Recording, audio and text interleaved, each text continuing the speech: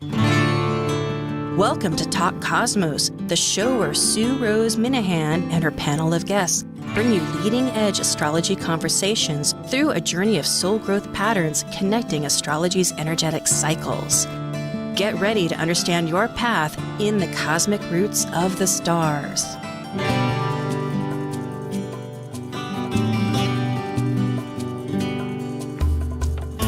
Hi, I'm Rose Minahan, and I'm the host of Talk Cosmos, this podcast, YouTube, every week. And today, on June 27th, 2021, we're talking about a subject that is currently in the sky, as always, our subjects acknowledge, but this one is sort of bridging the past and the future, and sometimes the long past. But at this moment, it opens up a whole conversation that's near and dear to my heart. And I have a wonderful new panel. You know, we have our three panels that continue on that have members, but it's very exciting to have, for me, to have an opportunity to bring in people that I'd love to listen to, share their thoughts on some subject. So what is the subject? The subject is walk your talk. Aldebaran Mental Integrity. What is that? The fixed star. It's a royal star. It's the eye of the bull. The constellation Taurus has one of the four royal stars that sit on the ecliptic. That's the path that the sun goes around and the earth and astronomy here, but pardon me if I didn't express that quite correctly. And it, because of the fact that we're moving, everything is moving, nothing is static, no matter what it looks like. And it has preceded 1 degree every 72 years. That's a bit of a long time. That's as long, well, anyway, I say it's a lifetime. And it is now at 10 degrees Gemini. It's taken 700 years to get there, since 1298.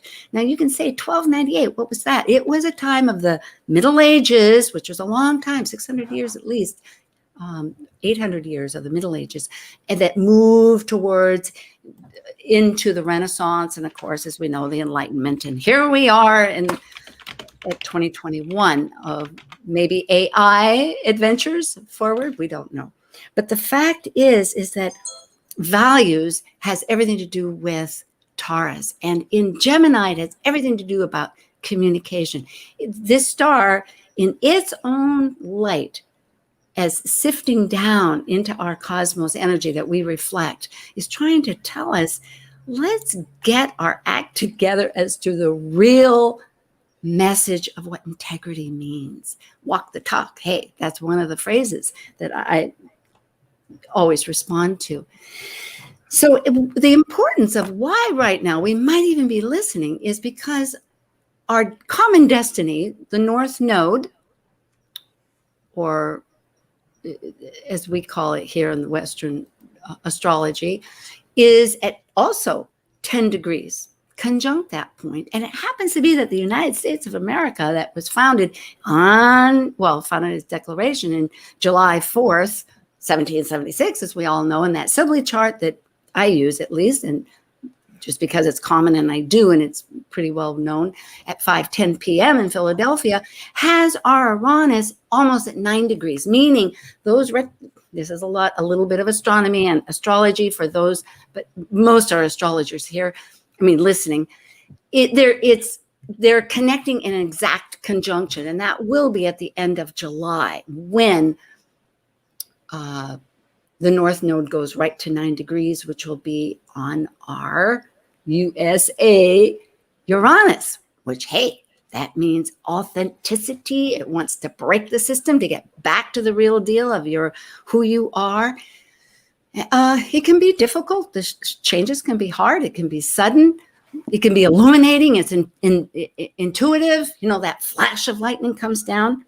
So there's so much more to say, but that is a theme, like the nest that we're kind of cooking in right now. And the sky also has a lot of combined aspects that are juggling how we're working. With all of this, I have a great crew. So let's me now announce who these great three astrologers are. I have Samuel F. Reynolds. He's an Isar Cap, a farmer skeptic, had a life-changing visit to an astrologer and has spent 30 years doing charts, studying astrology. And he currently serves on the board of the directors of the International Society for Astrological Research, which is ISAR. And you can show, not me, but show Sam, or all of us. Yeah, and the International Academy of Astrology. And most importantly, Sam's a co-founder of the International Society of Black Astrologers and a faculty member of the International Academy of Astrology. Sam's an author. He writes and prints online outlets, thank you. Ebony, Horoscope, Tarot, New York Magazine. And Sam is a traditional astrology consultant, and he teaches marvelous webinar classes. And most importantly, how I've really connected with Sam is the fact that he's an international conference keynote speaker and lecturer, and very clear and astute in everything he does. Anyway, I'm very thankful to have him. And his home website is unlockastrology.com. All right, thank you, Sam. Then we have Laura Tad, Dr. Tad, who's a spiritually oriented psychological astrologer and works as an astrological counselor, writer, teacher, lecturer. Her classes include The Power of Myth, Personal Myth, Cosmic Conversations, Stories You Carry and Tell as Seen Through the Lens of Astrology. She's a board member of International Association of Ethics of Astrology, IAEA, on the steering committee of AFAN, the Washington State Astrological Association, many boards, and the planning committee for the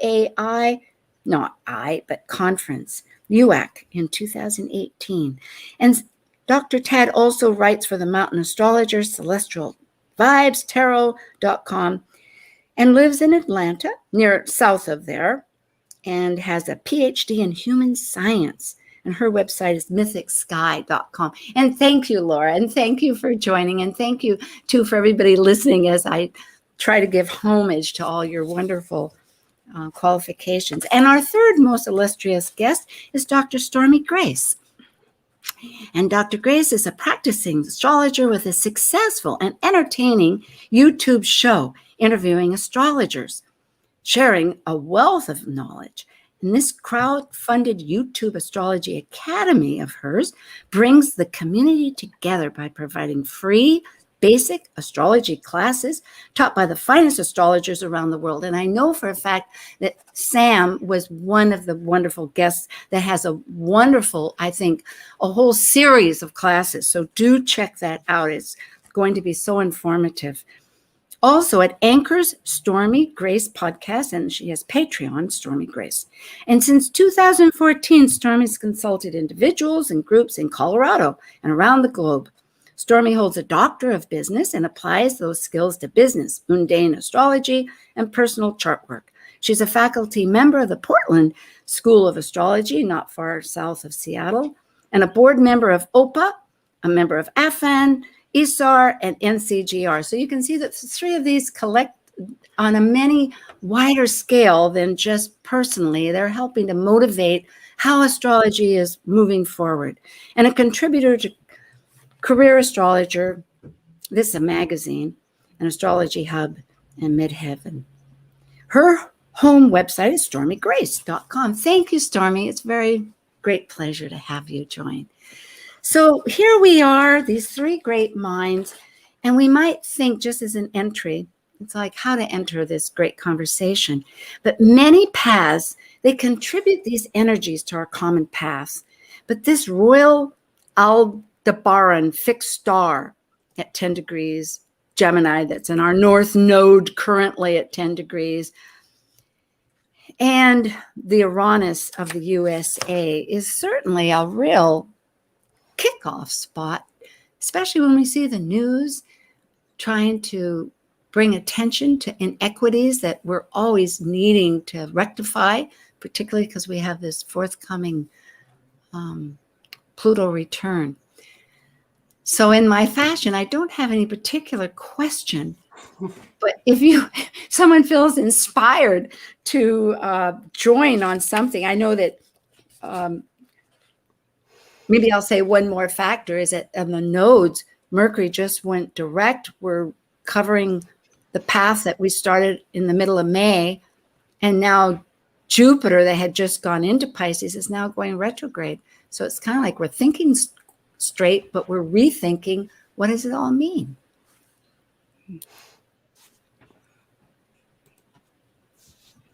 Yeah. Well, Sam, go ahead. Well, I think about what Dr. King said the night before he died with his I've been to the mountaintop speech.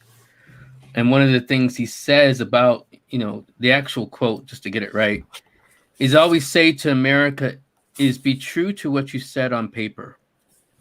And I think in terms of talking about integrity and the North Node transiting over the U.S. Uranus, I think that's the key question that really, quote unquote, plagues America at this particular point in its history. Mm-hmm. And that's not just on the issue of race or gender or sex or questions of ability, but it's really the question of how do we balance the idea of individual rights, which America in the Northern Hemisphere at its time was revolutionary in advocating, as breaking away from the idea of a king and a monarch. It was more so to advocate the idea of individual rights as also balanced against collective rights. What's good for society, the pursuit of happiness, life, liberty, and the pursuit of happiness. So I think we're really at this particular point to really come back to our revolutionary roots and what that really means for us as a country. That is potent and actually so accurate in my heart and soul. Yes. Dr. Tad? Yeah, well, I think absolutely. I think that that's part of this, reckoning that we're coming to collectively as a country in all its many facets, right? And how that can show up of, do we speak our truth? Do we walk our talk? Is it just lip service, right? And what was sort of revolutionary or sort of rebelling for the sake of rebelling versus actually having a cause behind it. And so having to examine that now as we come to with the Pluto return coming up and this alignment happening of, if we're going to go forward, it needing to be more than with any kind of true revolutionary intent, that it is, we are walking our talk. It's not just lip service, because where we've had lip service, we see how that's not worked. That's where things have fallen away or have not, didn't live into the dream, right? And or the potentiality that could have been, that, because we're human and flawed and not enlightened, didn't manifest that way. And so going forward, like taking part of that retrograde energy too, it's like, oh, we get to review. Okay, we've learned what didn't work. How do we go forward? True. And moving into that, with the North Node energy being, that's the going forward. And there can be the reflectiveness of it just with the nodal cycles of looking, okay, 18 years ago when the nodes were where they are now, it wouldn't have been bringing in the fixed star in the same way, but the nodal pattern exists.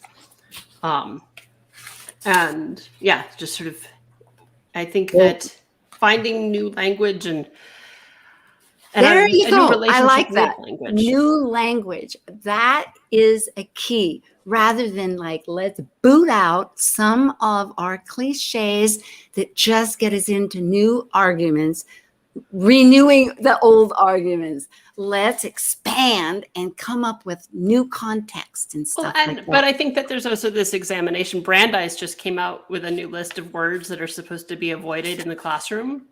And some of it is that because it could be seen as being excluding, or it could be confrontational. Some of it makes sense. Some of it's kind of over the top, that apparently, they feel like we need to refrain from using the word trigger language, or trigger because trigger could be triggering, like the idea that a trigger could be triggering because it could be a gun. And so now we can't say trigger warning because the very idea of that term could be triggering. And that's getting into this weird, like, meta approach to language, even though some of what they're saying, I think, has a lot of validity to explore.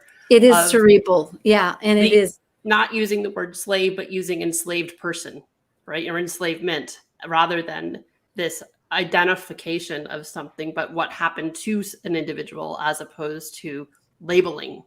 Maybe that would be, and we can get other feedback. Anyway, it makes me realize, is the effort then to not personalize? We are in the sun right now with Cancer. Everything is so personal.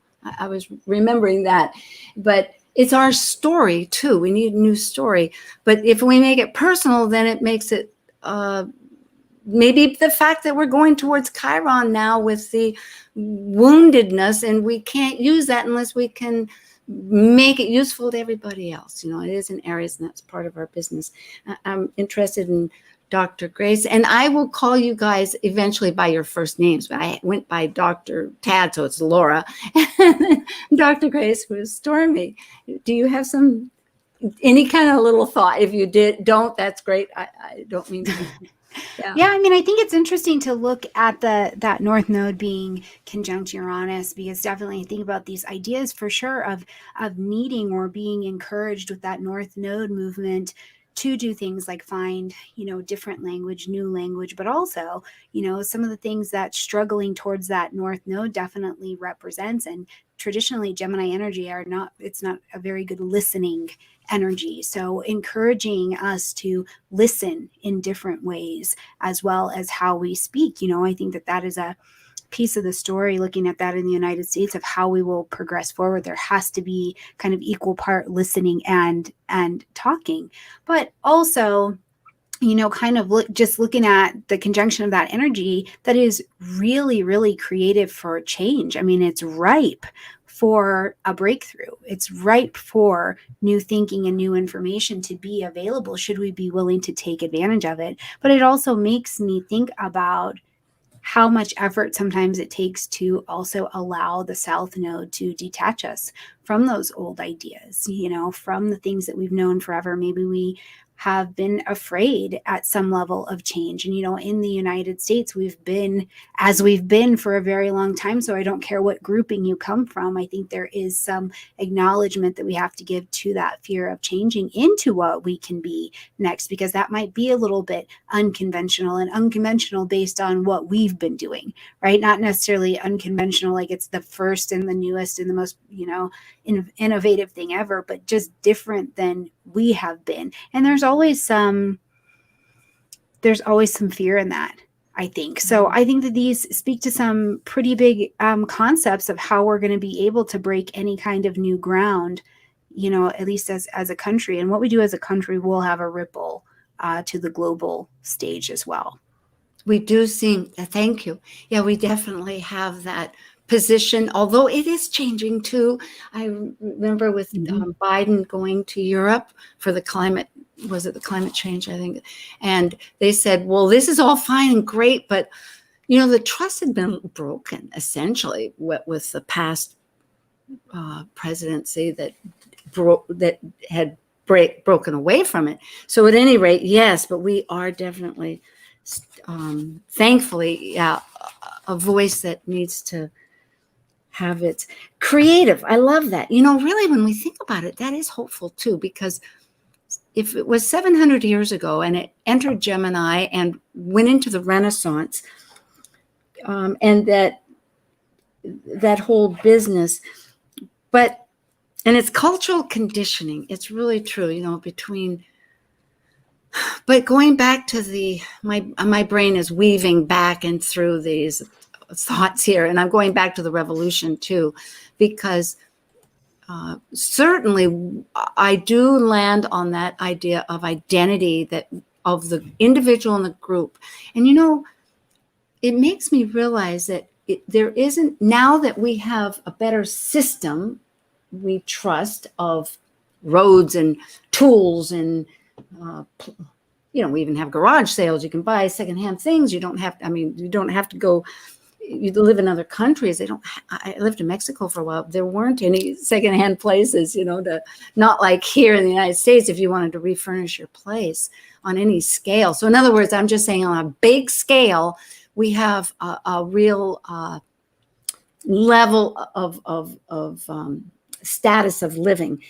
And so what I'm getting through is that if we need to be individual, this idea like I have to look out for myself, which one does, there's accountability, but yet this toggling into the group, elevating that, which has become the political warfare of today, of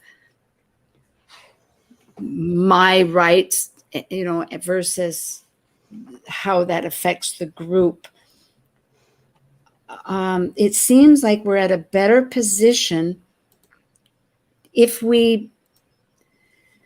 look at the chart for a minute. Let's see what we can see there. I'm going to do that. I think that this pattern and this theme of what's good for the group versus the self, that was so much of this past year. We're still seeing that of to wear a mask or not to wear a mask. That was all tied into this, for the group or the self, right? Oh, my rights are being infringed upon versus, yeah, but you're taking care of your community. That's part of all of this. And I think too, Stormy, you brought up a great point in terms of Gemini's challenge to listen, right? Because it's always sort of into 5 thoughts ahead of what it's saying. And so it's really hard to pay attention and be present when that's the case. And I think there's an element of that polarity of the South Node that has some of that challenge too. I remember years ago, Laura Nilbandon in a talk was describing Sages or people who have a lot of Sagittarius in their chart will repeat themselves a lot, because if you don't agree, you've just not understood what I'm saying. And if you understood what I was saying, you'd agree with me. And that's part of sort of another manifestation of that challenge to listen or to hear. And it's okay to not be on the same page. We can have different opinions and coexist as a community. We don't all have to agree to be able to agree to live harmoniously. Pluralism. Absolutely. Well, and it's neat because I think about that South Node, and we're going to, here we go. We've got some chart. I'm looking at the South Node, and it's like this very Sagittarian idea of I've had the truth forever. This is the truth. And we're pulling away from a past where we're like, maybe that's not it. And instead, I think we're really being asked as a community and as cultures to listen, to go back to being students of who and what and where we're at, so that we can figure out who and what we are. I do think that's a struggle of the United States, is we do not seem to have an agreed upon identity like many other places do. And I think we have to learn and figure out what that is right now. And some of that maybe plays into this, but it gets a little bit interesting when we think about, having had Jupiter blow through Aquarius as well. And then we have the pandemic, and it's this idea of your rights, my rights, and Jupiter makes things huge, and I can get on board with all of it. And before I know it, it's just too big. And there are all of these ideas. And I'm like, wait a minute, do I actually believe in that? Does that fit my moral compass, my values? What do I think about that? So I do, in this as well, think that the Jupiter retrograde is absolutely as potent as anything else as well, because we're going to have to go back over this huge amount of enthusiasm we had, because it is so easy to have some real cool enthusiasm when the whole world's on board with this idea, or it feels good to rally for something, but then to actually have the integrity to make it stick is a little bit more of a challenge. And I think that's a little bit of what I heard when we were talking about Aldebaran. And I don't know, from what I know, the very little of that, Aldebaran and Antares go together. They're the same sides of they're different sides of the same coin, and both of which are happy to get away with murder charmingly if the masses will get on board. So it's like, well, okay, but what are we doing? I think we need to listen and be clear on the ideas and the information we're about to try to crystallize into our new societies as we go forward. Because I don't think every idea or every uprising or every group I've heard this year is fabulous. I think some of them suck and are absolutely detrimental for us. So, we've got, thank God for review. Yes. Yes. And Sam, integrity. Boy, I love the code words you came out with, all of this. Agreed, identity. Yeah, that is like, who are we really? And to scratch away some of the perceived shells, just to see. And that's really the whole key, really. I mean, values is not a material thing. It's like, is someone loving? Is someone giving? Is someone trustworthy? It's like how supportive, just that changing. Sam, do you have some thoughts? I'm sure. Well, my mind is going back to the 13th century when we had this shift. And that was all centuries you could argue are important, but that was a pretty important century because in 1215, we have the Magna Carta. And so that becomes an instrumental argument for dealing with rights, right? Which becomes a precedent for what becomes the Declaration of Independence. And then in 1258, we have the collapse of Baghdad, which ends the Islamic golden era of a thriving conversation about learning in the world. And that's very significant, especially, I'm a Muslim and those in the Muslim world, because the Muslim world generally, even using the star Aldebaran, right? That's from Arabic, right? And yes. Because a lot of the stars can come from that period of learning. And so when you have the golden era of Islamic, scholarship, and that's significant because Islamic scholarship never became that again. Like, even though we had some of that in Constantinople, it didn't reach that level as it did for, its 500 years. Yeah, long time. And then in 1298, the actual year that we have this shift, or around that time frame, in China, we have the development of wooden blocks being used as movable type. In for a press. Now that's significant too, in thinking about how communication also kind of comes into the mix, related to what's happening in the world. And what's interesting and significant about this particular moment is that this is also the Saturn return for the World Wide Web. And why that's significant, it becomes a proof of concept of, I guess, of a development from a Gemini, Tim Berners-Lee, who developed the World Wide Web. It became a proof of concept for how the world communicates on a scale it has never done before. And I think, so part of, as we're talking about integrity, we're also talking about how we communicate. We're also talking about how we talk about each other's rights, going back to the Magna Carta. And then also in terms of how we deal with the beginnings of worlds and the collapse of worlds. One of the things that's significant about Aldebaran is that, as you mentioned, it's one of the royal stars of Persia, but it also was the foundational star for what we knew as the beginning of the vernal equinox. So it's called the follower because it was more so following the east, which is the beginning. So talking about new beginnings, new language, all these things, focusing on Aldebaran, on Uranus, the planet that's associated with revolution and change and novelty. It's all a calling for newness and renewal in terms of the things that we talked about, all the mercurial things. Mercury deals with commerce. I call it the three comms: commerce, communication, and commuting. How we're getting around. So all those things are also surfacing. Oh, Sam, thank you all. Thank you, Stormy. Thank you, Laura. This is just, I jotted these down. We'll return right back with a whole new seed of regrouping from 1298. Thank you. This is Talk Cosmos on June 27th, and we're talking about Aldebaran Mental Integrity, and we'll be right back. Thanks.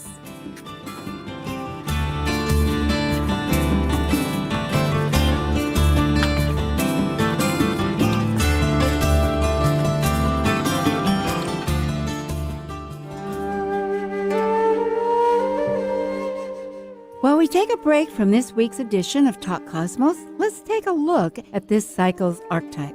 Currently, we are in the period of Cancer. By leaving a cycle based on connecting mental communication to the external, the energy of Cancer involves emotions, which create our personal story through our emotional associations and attachments. As a cardinal water sign that is nurturing, Cancer needs to process emotions in one's own internal rhythm of cycles in order to complete an evolution. Talk Cosmos brings you leading-edge astrological conversations with hour-long programs each week on KKNW. The show goes live every Sunday from 1 to 2 p.m. Pacific. Talk Cosmos weekly programs are also available to watch live on Facebook and YouTube, along with daily chats throughout the week on the Talk Cosmos YouTube channel. While you're there, make sure you click like and subscribe buttons so you can get the full Talk Cosmos experience. Or, if you'd rather listen to the show archives with audio only, the entire podcast collection since 2018 is available on most podcast carriers.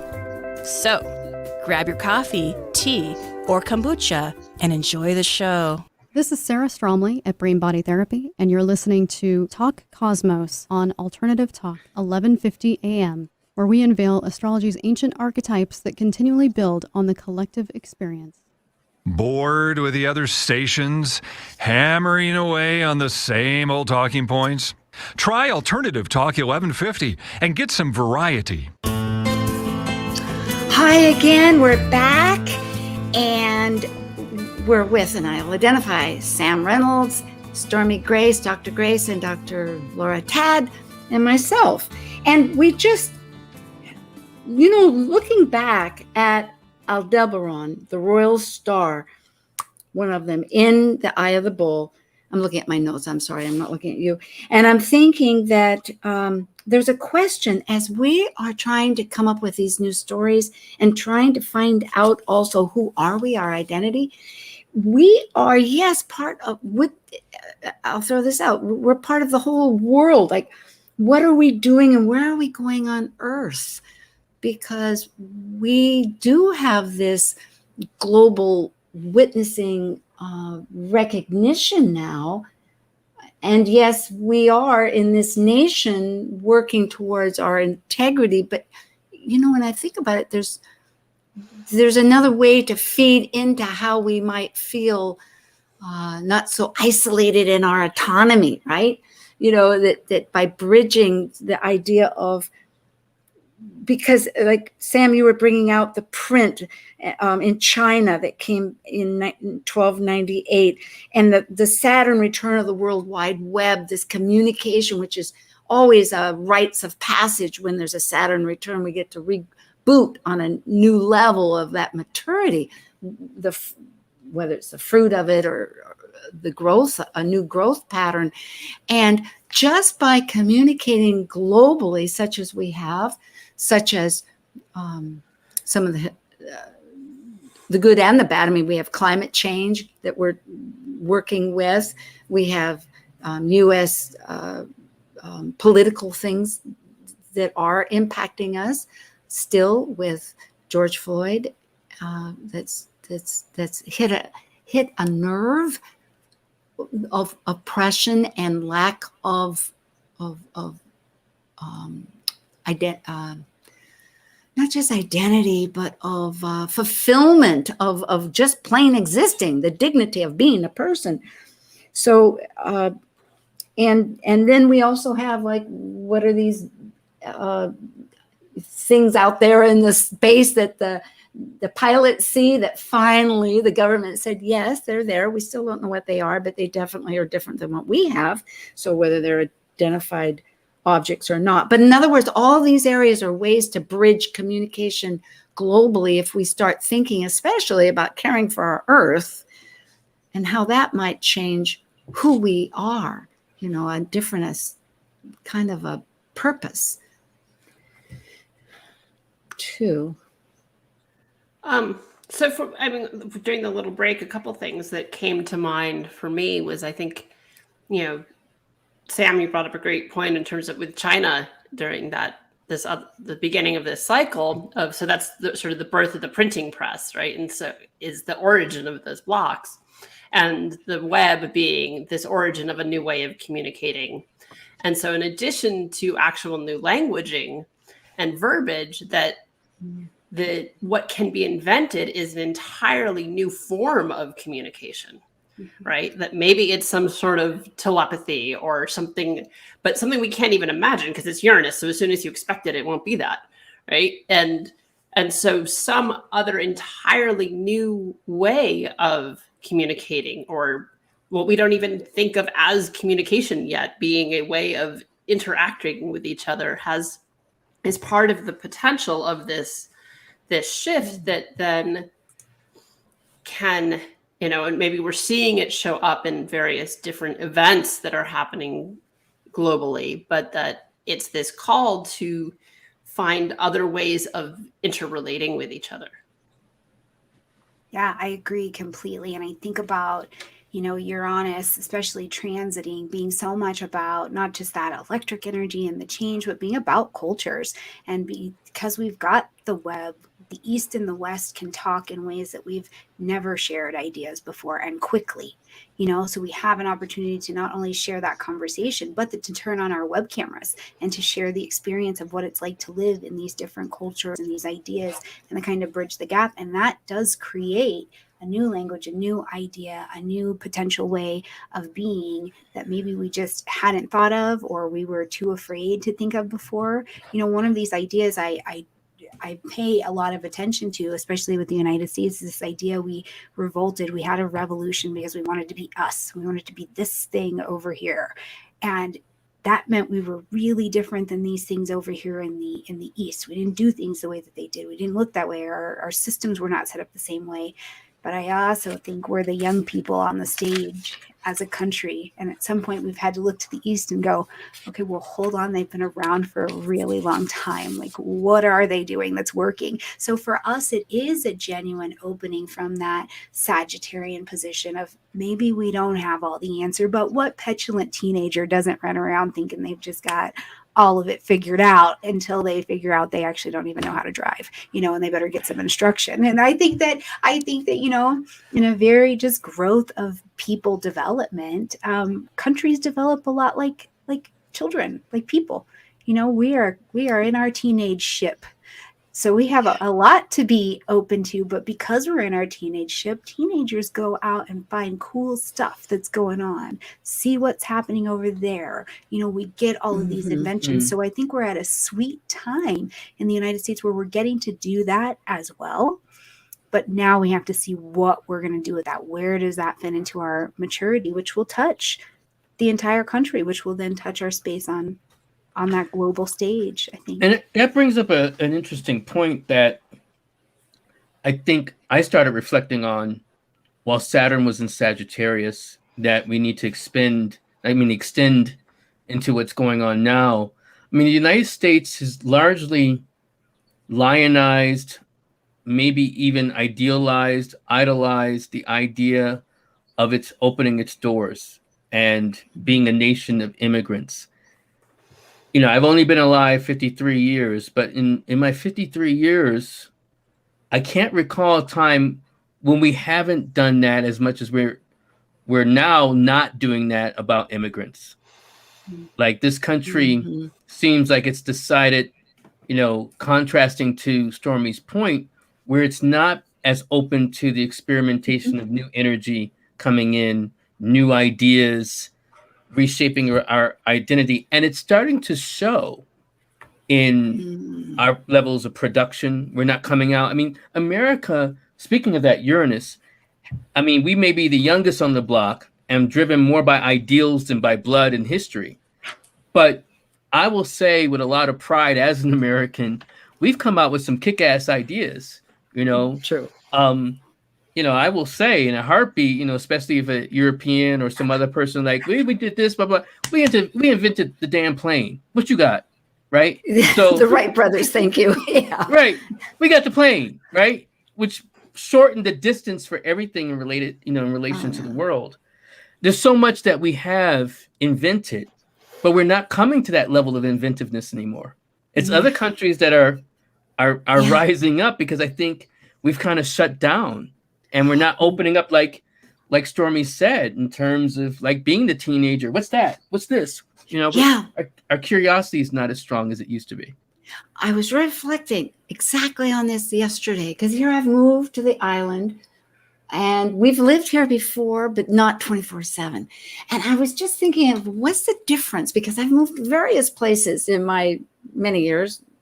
And so one of them is I was reflecting just on that. Now, in my 20s, boy, it was like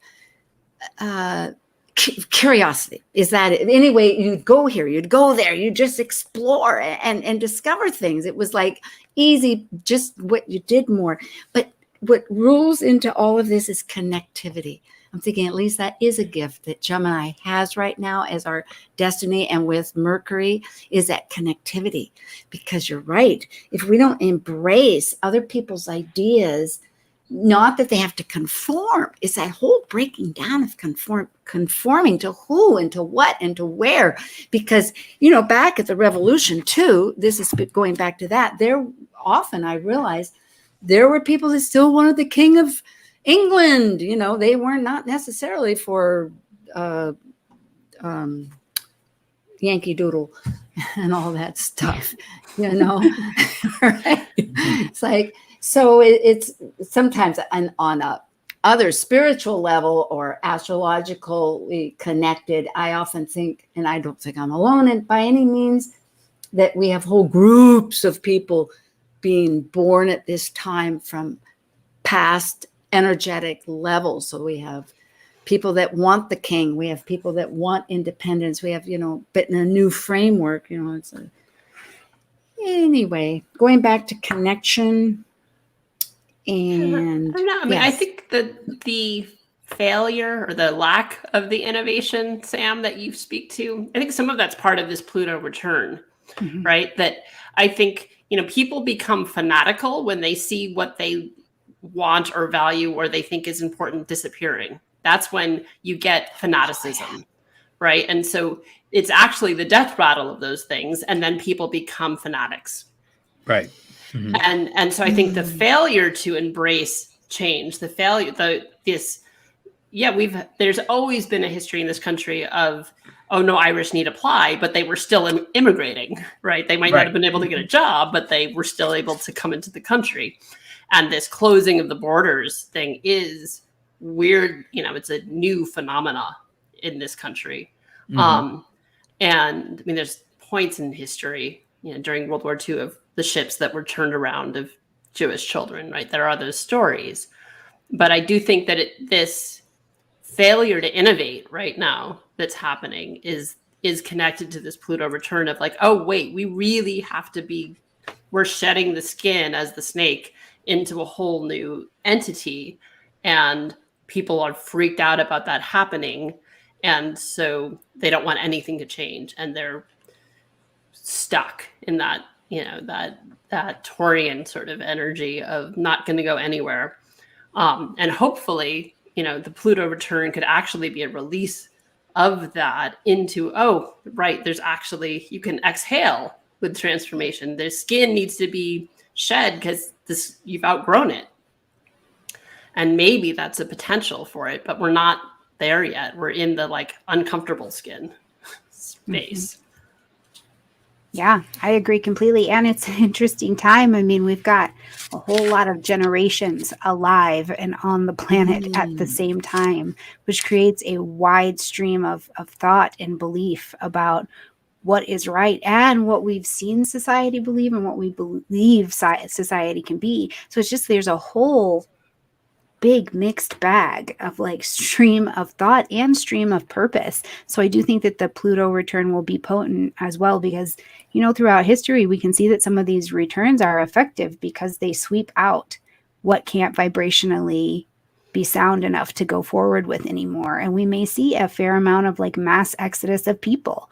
Again, that is not my favorite, but throughout history seems to be an efficient way of getting things done energetically, right? I remember. Oh, go ahead, Sam. Oh, No, I was just going to say, it's funny that Stormy went there, because one of the things I was going to mention, we've talked a good amount about the Pluto return, but, you know, in a couple of years, well, more than a couple of years, maybe in about 5 years, we're also going to be going toward, maybe less than that, the Uranus return. Mm-hmm. And one thing to note about the Uranus return, the United States has never not been at war when Uranus has gone back to Gemini. Mm-hmm. Yeah. It's never not been at war. Wow. With somebody, with itself, whatever. Yeah. Yeah. That's that duality. Yes, of course. And it's bridging that. I'm sorry, we're going on a tangent, but not really. It's spirit and matter, right? Because that to me is the best part of Gemini, the psychopomp within, just navigating those whole realms. And here in Gemini, it's if we look at the experiences, you know, the trauma, which is evolutionary thinking somewhat, but associating evolutionary wise that there's such great change happening during Uranus that people can't catch up, like Future Shock, like the book Future Shock. It's just a psychological breakdown. And therefore it, you know, shock and trauma, they bring out frozen attributes, not attributes, but things like that. But that's very true. And in fact, but oh my goodness. I mean, to me, there is if we can identify, and I think too, I'm just hopeful here that we will lift up. We're going through this change, as we know, like a horizontal and a vertical, up and down and horizontal. If we're moving from material thinking of 200 years, not for the first time in the world, but as far as thinking about all that technological stuff that happened in the 200 years. And I haven't gone away from Uranus and Gemini, but anyway, as we move towards air thinking of focusing, how do we manage this in life? I do hope that people recognize more the true connection with the universe on a spiritually. Yeah, it's interesting. I mean, I saw that pattern recently because I was preparing for a talk and looking at Uranus's pattern in Taurus and what was showing up. And then I was like, wait a second, it's out of Taurus just before it was like Revolutionary War, Civil War, World War II. I'm thinking about it in the context of those wars for the US in particular were wars very tied to ideals. And right, we've been in other wars that didn't happen under that transit. And all three of those were very driven by ideological concepts, right? And so that being, it's not just, oh, we'll be at war because we've been in the Middle East for the last 20 years. But this idea of like, oh, something that's about, that brings in that Gemini component of the of that alignment. And could it be that it's not actual physical war? Maybe it's we're fighting for our ideals, and it's not at the cost of human life, potentially. I don't know. We don't seem to be going in that direction, but hopefully. Well, this is where, you know, we have a chance to listen to astrologers, right? And so we hope we can interrupt that cycle and narrative. But as Stormy also said, you know, nature has shown that when you have a glut of a certain level of mindset in people, you know, the nature sloughs it off. Yeah. You know, and I'm putting it kindly, and no one is and no one is, obviously trying to promulgate the idea of eugenics, or some people got to go, or deciding which people go. Yeah, but it's not manipulation. It's right, just the it's just natural recognizing. flow. It seems, Yeah. yeah. So I mean, just as though we have had a pandemic. I mean, Correct. there is nature, and there's forest fires, and I was just reading about Miami. It's like getting a little too close to the water. As the water is rising, we have a fifth ocean. We know that the Arctic. I mean, we could go on and on about climate among ourselves that we recognize. So yes, there's many ways that the pendulum swings in life. The space. I mean, looking back at why, come to think of it, back to 1298, the reason there was a Renaissance is because of the plague. 1348, the plague came along and it went on for like 300 years, but off and on in different areas. But it killed off. I mean, a lot of people died, so the land was available. Not only was trade available, but the land was available. People could suddenly farm, and there was enough space. I mean, Bob and I went to Ireland one time. Well, briefly, I worked for the airlines, and so we jumped over there. I thought I would be a flight attendant, but I never was. I worked on the ground. But the point is that in 5 days, we did a B&B going from spot to spot, and they were teeny little plots. They were probably 10 feet that they had, I think the little walls, there wasn't anything else. These little squares that people had inherited that they couldn't live on, which is just one story of life. Yes. Well, I think one of the things that I hope also surfaces that we remember from this plague, from this pandemic, is, both the promise of globalism and the challenges of globalism, right? In terms of the promise of globalism is like, we are the world, bringing together the world, like something, a wave in China becomes like something that ripples throughout the whole world, right? And became important. But at the same time, we can't lose a sense of ourselves, locally, because at the same time, we were also dependent on imports from China for masks and different things that we weren't dealing with here. Mm-hmm. We had stopped so much production in the US.